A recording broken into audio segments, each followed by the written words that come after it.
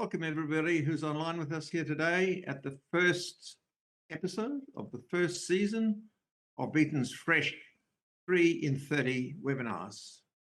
3 big ideas today in 30 minutes. So we look forward to engaging with our 2 guests, Litsa Christodulou, a partner in the Perth office of HLB Mann Judd, and Sarah Caruana, a Group Director of Buildings and Places for AECOM in Melbourne. We're going to share with you findings from more than 4,000 clients that we've surveyed of firms like yours in all the professions that Beaton surveys, measures and reports on. And we're going to show you why the title of this seminar today is Value is a Two-Way Street. One way, value for the clients, the other way, value for your firms, and what you can do to increase the size of the cake and slice it in the favour of both parties. So a true two-way street. Sarah, Litsa, would you like to just introduce yourself briefly? Thanks, George. It's an absolute pleasure to be here today.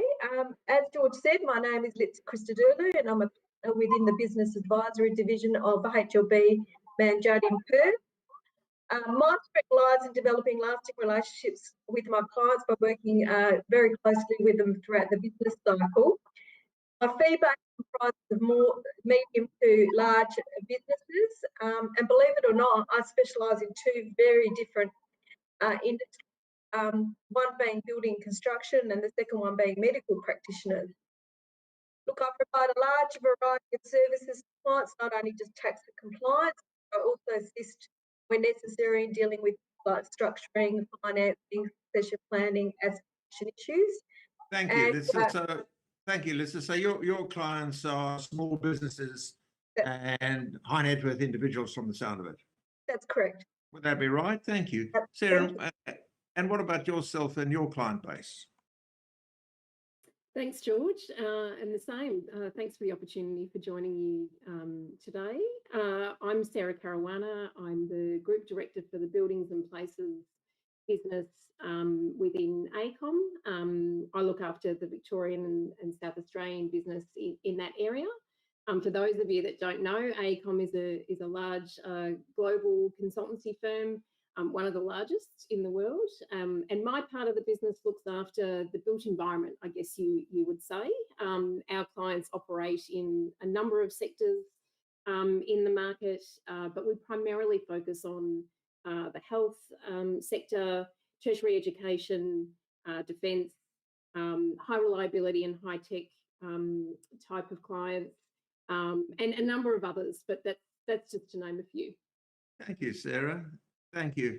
So we can see 2 contrasting professions, accountancy consulting and built and natural environment consulting. And we can see 2 contrasting groups of clients, smaller businesses, in Litsa's case, and large, very large businesses, private client businesses, private sector businesses and government businesses. So it's a really good contrast through which lens to explore these findings. And our data spans all kinds of clients in all these professions in Australia and New Zealand. So there is high validity in this data, and that's relevant to both Sarah and Litsa's practices and firms. Thank you. So the first chart shows on the left-hand side of the chart is a schematic measure of the profitability of a client to a firm over a number of years. And those years are mapped from the start of the relationship schematically over 4 years here. And typically these relationships go on longer, as we know. And what Fred Reichelt of Bain showed many years ago, that if you do the right things looking after your major clients, who are the right clients for you, then those clients become more profitable over time. And the sources of that profit per client are from the bottom of the stacks up, a base profit related to doing the job, charging a fee and getting paid. And if you allocate your costs appropriately, you make a profit. As the client becomes more comfortable and begins to recognize your skill and your service levels, the second kind of profit is added. And that's the profit from an increased share of their spend and an improving quality of work that you get, more complex work for which there's a higher fee. And as you get to know the client, a third component of profit becomes available to you from reduced operating costs as you go down the learning curve with the client. And further, there's a price premium that clients are prepared to pay for the peace of mind that you give them, that you're looking after their job, their transaction, their matters, their welfare. And finally, the sweetest of all kind of profit is that which comes from referrals that happy clients make to you. These referrals have a near zero cost of acquisition to the firm because the new client walks in and says, I've been recommended by Susan or Joe, and here we go. Can you do this for me? So sole source, price expectation built in, no cost of acquisition. So thank you. What's the evidence that we have to bring to bear from our research amongst your clients as to how you do this? Because you've got to say it's pretty attractive to improve profitability per client over time. And the evidence from, again, the bottom up is that clients will give you more work and better quality work if they recognize your technical expertise in their specific areas of need. The efficiencies come from your knowledge of the client. In other words, your closeness to and centricity around the client. As I'm going to show you in the next slide in a moment, your competitive client service enables you to determine how much of a price premium you can actually charge for the service that you are rendering. And finally, your Net Promoter Score, the willingness of clients to recommend you to their friends or business associates, is the source of the fourth additional increment of profit. So we're looking at the lifetime value of your clients to you. Thank you.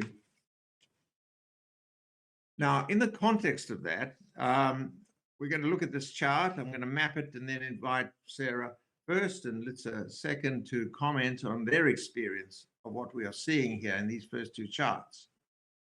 In this chart, we are mapping across the horizontal axis clients' ratings of the overall client service performance of a firm. And these are all the ratings of all these firms which are de-identified in this chart. And on the vertical axis is those same clients' perceptions of the fee levels charged from that firm, ranking from low to high. This is real data, and it's really quite striking. We see this a lot. If you look at firm B in the top right-hand corner, this firm is delivering superior service and charging a premium fee. Call it the Rolls-Royce position. Contrast that with firm C, equally good service, but a much lower price. We'd argue firm C is leaving money on the table and not charging enough. We'll show you evidence why that's so. And contrast firm B with firm D, which is offering much lower level of service, but equally high price. Firm D is in a serious market share losing position. So knowing where you fall in terms of what you deliver, benefits, and what you charge, fee levels, is critical to your competitive dynamics. And that depends on the type of work you are and the type of clients you've got. Would you like to comment, Sarah? Sure, thanks, George. Look, I think, from AECOM's perspective, we really align with this philosophy. I'm not sure how much the broader audience is aware of the changes that we've been making as an organisation, but AECOM has gone through a bit of a strategy change in the last couple of years, led by our former Chief Executive, Todd Batley, and continues today under our current Chief Exec, Richard Barrett. And that process was around us really establishing what value means to us as an organisation. and really understanding that value is delivered through a concentration of a key number of clients. And so when we each went away and looked at our portfolio of clients as different sections of the business, we realised that our focus was really spread thin across many clients and across many sectors. And that comes from being an organisation that has capability in so many areas. You kind of get lost in what you should be saying yes and no to.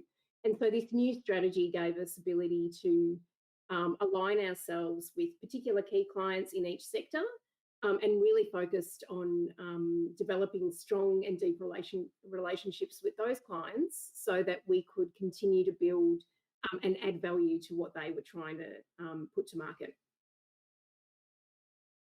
So can I summarise that and play it back, Sarah? You're saying that the focus on fewer, bigger clients and hug them in a sense of getting really close and delivering superior service was the strategy of AECOM that's been emerging for a couple of years now. And given the chart that's in front of us, you're heading towards or aiming to head towards position position B on this chart, top right-hand corner. So that for the complex work that you're doing, you can command a premium fee. Would that be a fair summary?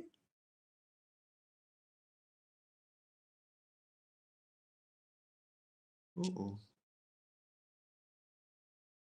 Gosh. Is the rest of the audience with us? No? Okay. All right. Litsa, kindly, would you pick up on your observations from this chart and look at your practice through the lens of the chart? Well, George, my free base has grown over the years, not only from new clients, but also doing additional work from long-standing clients. And I think the additional work from long-standing clients has come because you've developed that trusted relationship over the years. And in terms of charging of the appropriate fee, the client knows that that fee will be always value. Doesn't happen overnight. It takes a lot of time. And I guess the other thing that you talked about earlier, it was around the Net Promoter Score, and we value that input for our clients, and we always continue to strive to get a better result each year. And you know, this year we did quite well considering the COVID pandemic. I think we got a score of 90. So yeah, we're all very proud of that. So look, definitely aiming to be firm B, but probably somewhere in between, I'd say firm B and firm C at the moment. And let's say, would that be true for all the work types you do? As an accountant, you would do or your team would do a lot of compliance work, in contrast with special projects and more complex work. How do you approach the complexity of the work and the pricing of that work compared to the routine compliance type of work? Well, the compliance work is a stock standard. You generally can't differentiate yourself from another accounting firm with the compliance work because everyone does that. Where you can charge a premium and an appropriate fee, I think that's where you get the value. That's where you improve your position. So yep. So you're able to discriminate. Yep. And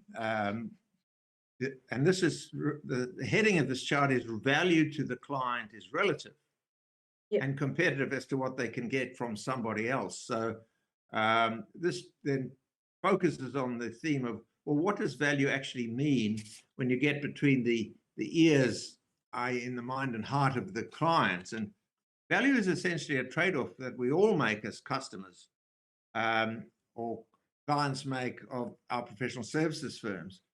And it goes like this. It's a trade-off between what am I getting or what am I going to get if it's prospective by way of the benefits to address my need or solve my problem, and what am I paying or going to pay to get the problem solved or my needs met. So it's a balance between benefits and price. And there are some work types like Litsa's compliance work where the benefits are really quite small. It's ticking boxes and filling forms and meeting the deadlines and paying the ASIC fees and so on. And therefore the price is quite small. And that constitutes value because small b minus small p equals value. But if it's a really complex job and you're merging two medical practices, say, let's say, and there's a whole lot of issues involved in premises and leases and goodwill and valuations and succession, then the benefits are pretty big to all parties, and appropriately the price is big, and that still constitutes value to the customer, to your clients. So let's think about value here as a trade-off or a little formula of the benefits to the client minus the price paid. Thank you. So on this chart, which we just recently researched and published, we're showing on the vertical axis the willingness of clients to pay a premium fee over that which they are currently paying. To what degree would you be prepared to pay more than you are currently paying for a given service? And there was a scale from just a little to quite a lot, or I'm not prepared to pay. So that's what we're mapping there. And on the horizontal axis, we are using our standard metric of overall client service, which scales from 0 to 10, an 11-point scale. On the left-hand side, 0, 1, 2, pretty poor, pretty shitty overall client service. To the right, 8, 9, 10, excellent client service. And lo and behold, what do we see? The better the service the client gets, the more willing they are to pay a fee premium. Now think about that. Will a client really tell you? They'll say, I'm really happy. You've done a fantastic job. Thank you for solving the problem so quickly. The board of directors is delighted.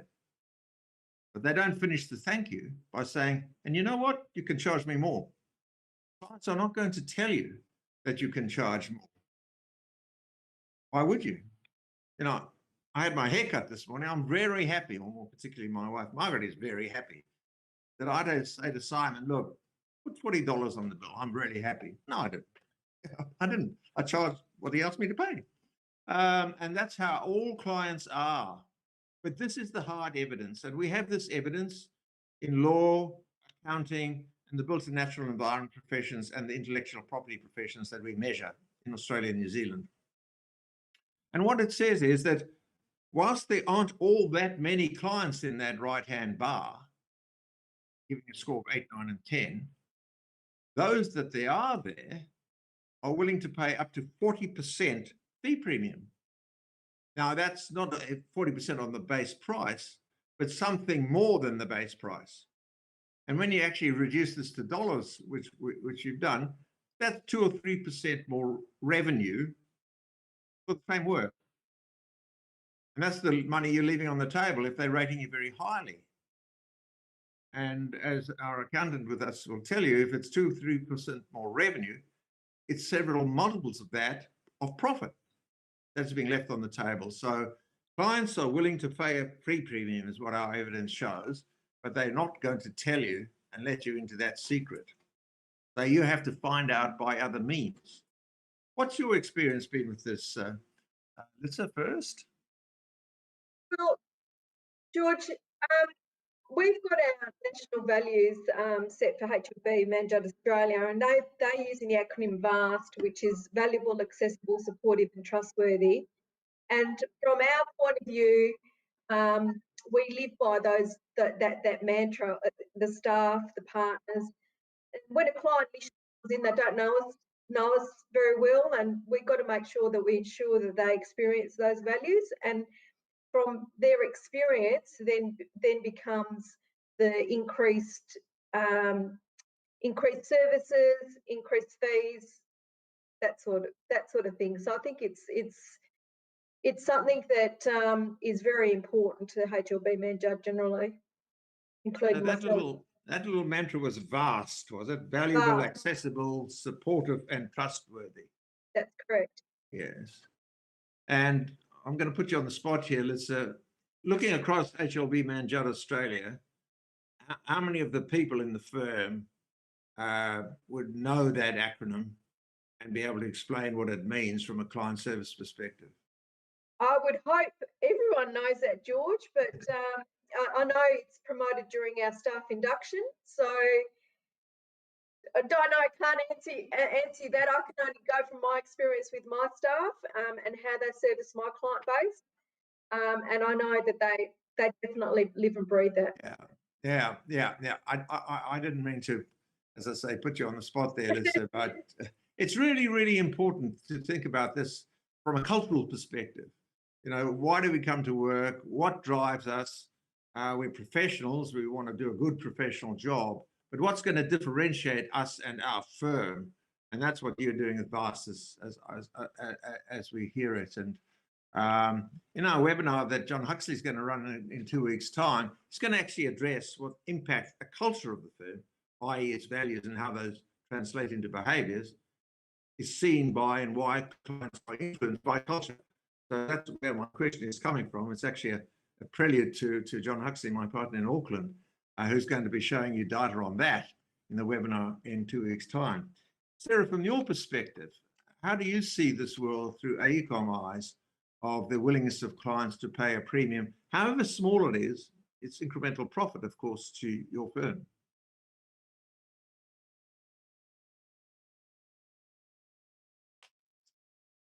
To pay a premium if they're getting a premium service and they're getting something that is of value to them.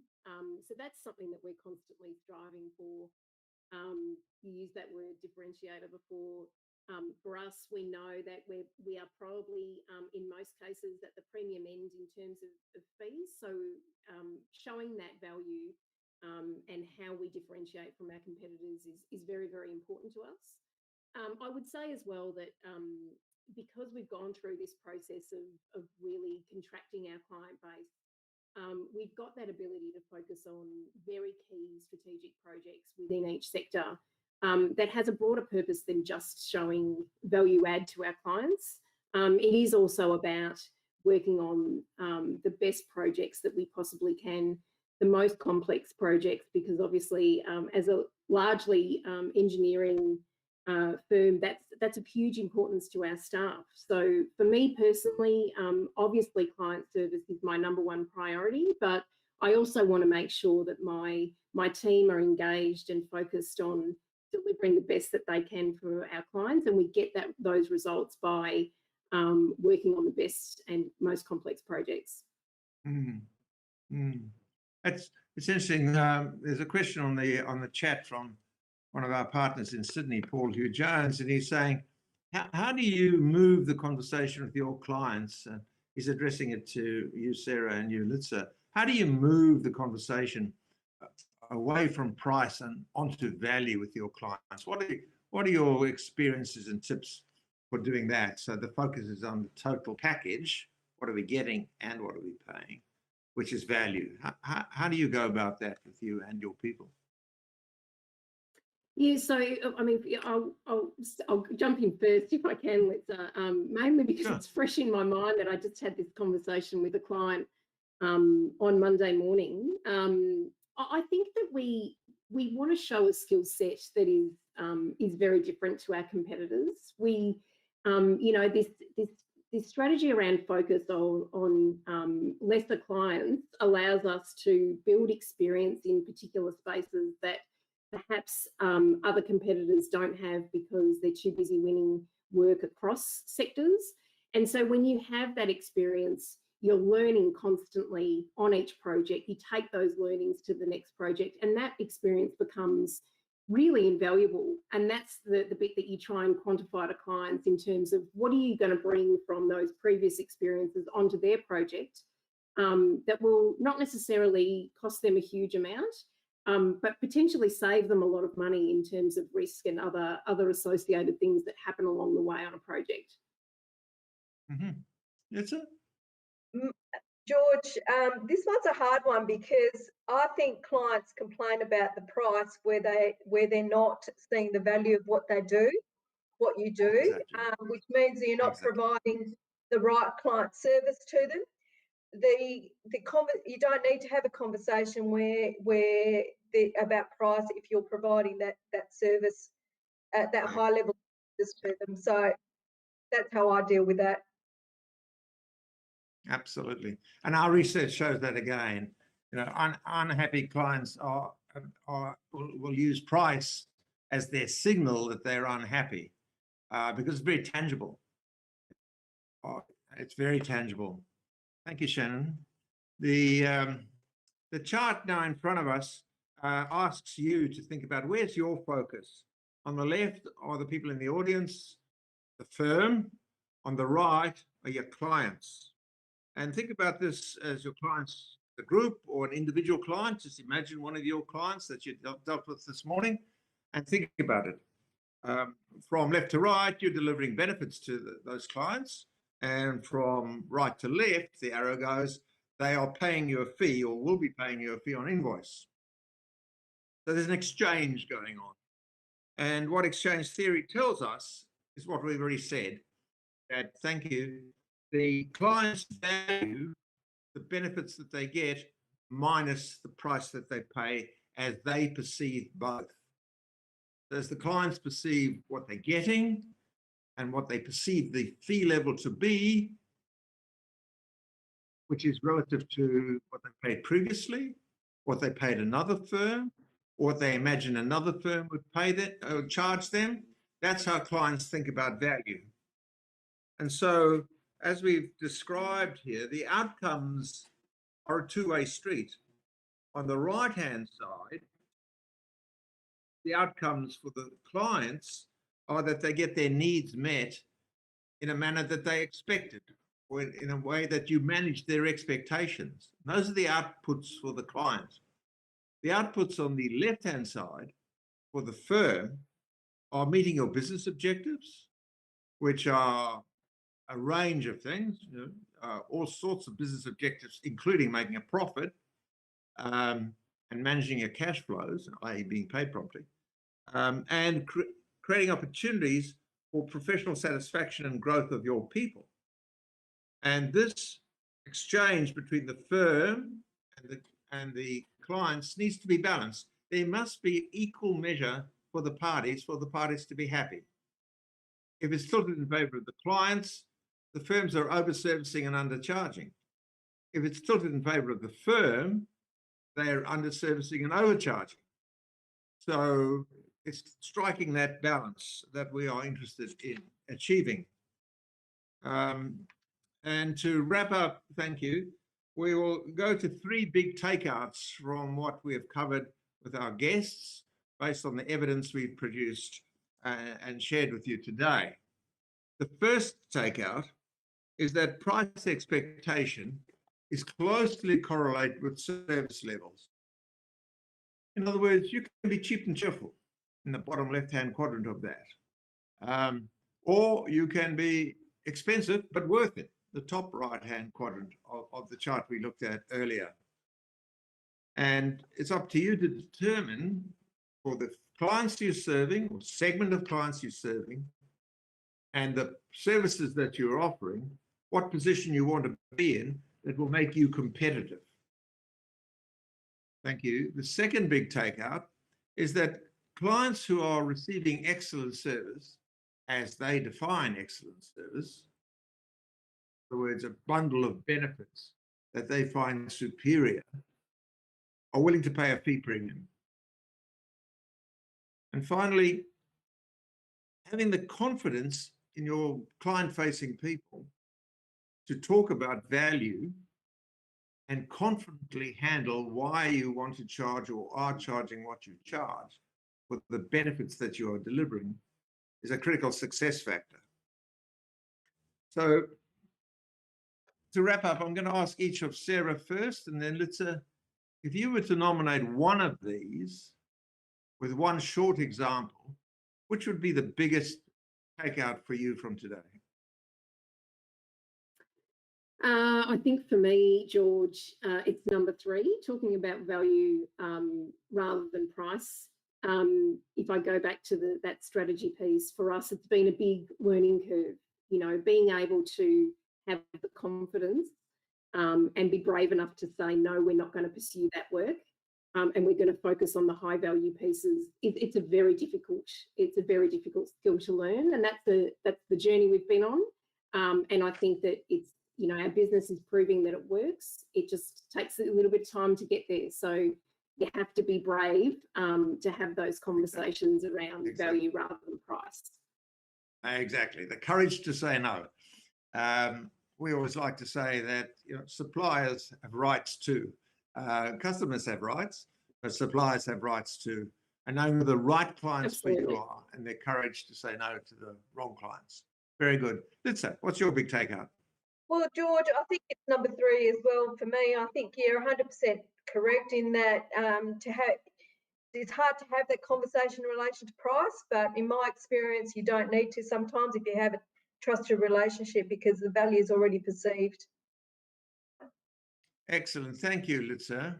I'm just looking at the chat. There's one question which I think we should address today because it's, if somebody's asked it, probably many are thinking it. And it reads, I would be interested to see if there are any differences between accountancy and built environment, and we might add, and law, for the law firms on the line today, as to how you can drive consistency across your engagement. I would invite whoever that is, it says LinkedIn user, to contact one of the Beaton partners, if you know one of us, or find on the website, and we can certainly answer that question for you. So to wrap up, thank you, Shannon. I'm going to wrap up now. The final webinar in the series, the next webinar in the series is on 3rd of March, run by John Huxley, who's with us today. And it's about culture and the CX that the firm delivers to its clients, and the argument that culture and CX are two sides of the same coin. We look forward to many of you coming back today. And if you're happy customers, tell your friends about it. Thank you very much.